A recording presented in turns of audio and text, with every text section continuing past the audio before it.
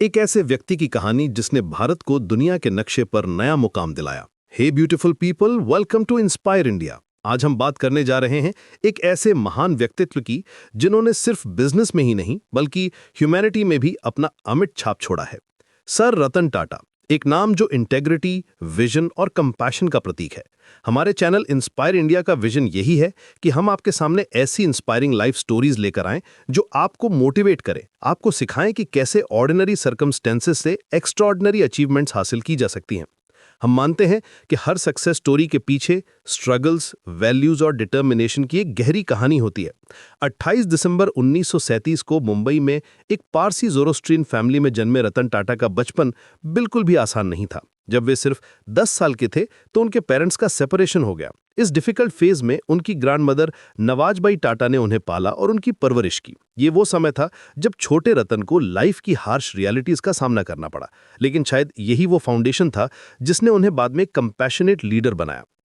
Education के मामले में रतन टाटा का जर्नी काफ़ी इंटरेस्टिंग रहा। उन्होंने अपनी शुरुआती पढ़ाई मुंबई के कैंपियन स्कूल से की, फिर Cathedral and John Connon school, उसके बाद शिमला के बिशप कॉटन स्कूल और अंत में न्यूयॉर्क के रिवरडेल कंट्री स्कूल से 1955 में ग्रेजुएशन की। ये डाइवर्स एजुकेशनल बैकग्राउंड उन्हें ग्लोबल पर्सपेक्टिव देने में काफ़ी हेल्पफुल रहा। कॉर्नेल यूनिवर्सिटी से आर्किटेक्चर में बैचलर्स डिग्री हासिल करने के बाद रतन टाटा ने लॉस एंजलिस में जोन्स एंड एमंस आर्किटेक्चरल फर्म में काम किया। वे वहां सेटल होने की सोच रहे थे, यहां तक कि उनका एक लव अफेयर भी था। लेकिन डेस्टिनी को कुछ और ही मंजूर था। उनकी ग्रैंडमदर का कॉल आया और वे इंडिया वापस लौट आए। कभी कभी लाइफ के ये अनएक्सपेक्टेड टर्न्स ही हमें हमारी असली मंजिल तक पहुंचाते हैं। 1962 में जब रतन टाटा ने टाटा ग्रुप ज्वाइन किया तो उन्होंने शॉप फ्लोर से शुरुआत की, टाटा स्टील में।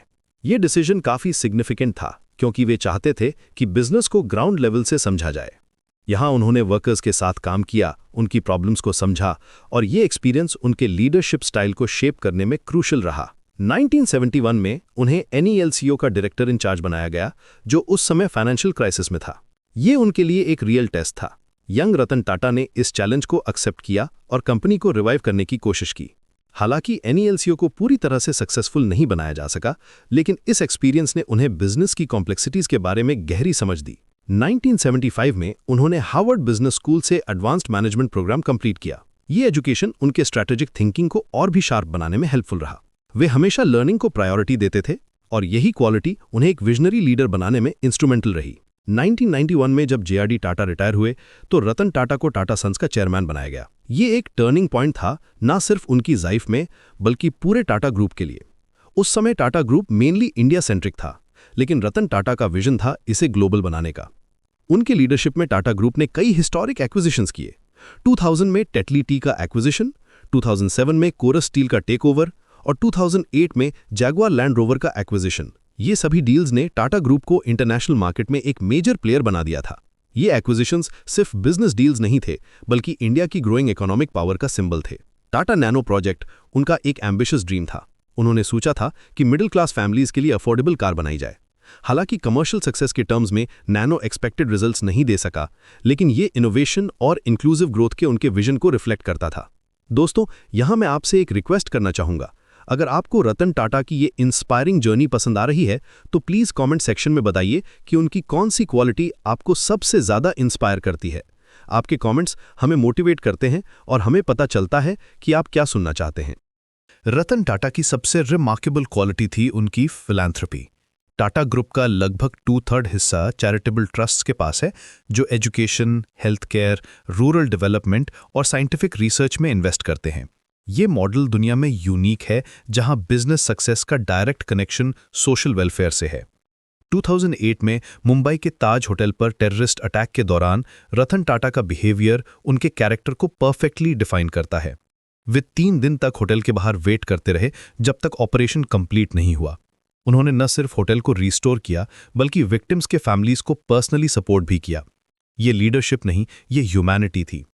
1984 के एंटी सिख राइट्स के बाद उन्होंने अफेक्टेड सिख ट्रक ड्राइवर्स को टाटा ट्रक्स डोनेट किए ताकि वे अपना लाइवलीहुड फिर से शुरू कर सकें। आज भी पंजाब और अदर स्टेट्स में सिख ड्राइवर्स टाटा ट्रक्स को प्रेफर करते हैं। ये ट्रस्ट और ग्रैटिट्यूड का सिंबल है। एजुकेशन के फील्ड में उनका कंट्रीब्यूशन रिमार्केबल है। कॉर्नेल यूनिवर्सिटी को $50 मिलियन का डोनेशन, हार्वर्ड बिजनेस स्कूल को $50 मिलियन। ये अमाउंट सिर्फ नंबर्स नहीं है, बल्कि फ्यूचर जनरेशंस के लिए अपॉर्चुनिटीज क्रिएट करने का मीडियम है।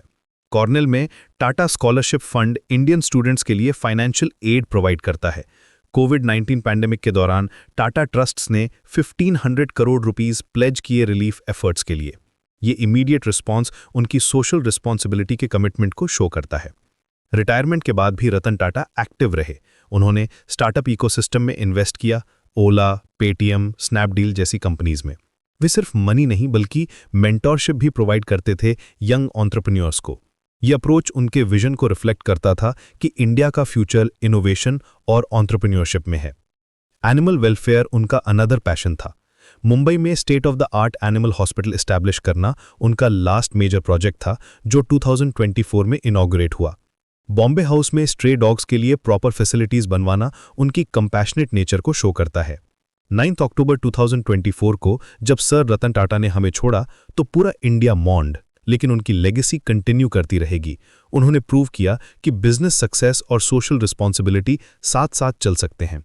उन्होंने दिखाया कि ट्रू लीडरशिप का मतलब है दूसरों की लाइफ को बेटर बनाना। पद्म भूषण 2000 में, पद्म विभूषण 2008 में, ये अवार्ड्स उनके अचीवमेंट्स को रिकॉग्नाइज करते हैं, लेकिन उनकी रियल अचीवमेंट है मिलियंस ऑफ लाइव्स को टच करना। वे एक इंडस्ट्रियलिस्ट थे, लेकिन उससे कहीं ज्यादा वे एक ह्यूमैनिटेरियन थे। आज जब हम रतन टाटा की लाइफ जर्नी को देखते हैं तो हमें समझ आता है कि सक्सेस का रियल मीनिंग क्या है। ये सिर्फ वेल्थ एक्यूमुलेशन नहीं है, बल्कि सोसाइटी के वेलफेयर में कंट्रीब्यूट करना है। उन्होंने हमें सिखाया कि लीडरशिप का मतलब है रिस्पॉन्सिबिलिटी लेना, ना कि सिर्फ पावर एंजॉय करना। उनकी ह्यूमिलिटी, इंटेग्रिटी और कंपैशन आज के यंग जनरेशन के लिए इंस्पिरेशन है। सोशल मीडिया पर उनके कोट्स वायरल होते रहते हैं क्योंकि लोग उनमें ऑथेंटिसिटी देखते हैं। वे प्रूव करते हैं कि एथिकल बिजनेस प्रैक्टिसेस और कमर्शियल सक्सेस कॉन्ट्रडिक्टरी नहीं है। सर रतन टाटा की लाइफ जर्नी हमें ये मैसेज देती है कि सर्कमस्टांसेस हमें डिफाइन नहीं करते, हमारे चॉइसेस और वैल्यूज़ हमें डिफाइन करते हैं। उनका चाइल्डहुड डिफिकल्ट था, लेकिन उन्होंने इसे अपनी स्ट्रेंथ बनाया। उनके पास वेल्थ और पावर था, लेकिन उन्होंने इसका यूज़ सोसाइटी की बेटरमेंट के लिए किया। दोस्तों, अगर आपको सर रतन टाटा की ये इंस्पायरिंग लाइफ स्टोरी पसंद आई है तो प्लीज़ हमारे चैनल को सब्सक्राइब करना ना भूलें। हम ऐसी ही मोटिवेशनल और इन्फॉर्मेटिव लाइफ स्टोरीज आपके लिए लाते रहते हैं, जो आपको इंस्पायर करें और आपको लाइफ में आगे बढ़ने की मोटिवेशन दें। बटन दबाइए और बेल आइकॉन को भी प्रेस करिए ताकि आपको हमारी लेटेस्ट वीडियोस की नोटिफिकेशन मिलती रहे। रिमेंबर, हर ग्रेट स्टोरी एक ऑर्डिनरी पर्सन से शुरू होती है जो एक्स्ट्रॉर्डिनरी चॉइसेस बनाता है। सर रतन टाटा की लेगेसी हमें यही सिखाती है कि सक्सेस का रियल मेजर ये नहीं है कि आपने क्या अचीव किया, बल्कि ये है कि आपने दूसरों की लाइफ को कैसे इम्पैक्ट किया।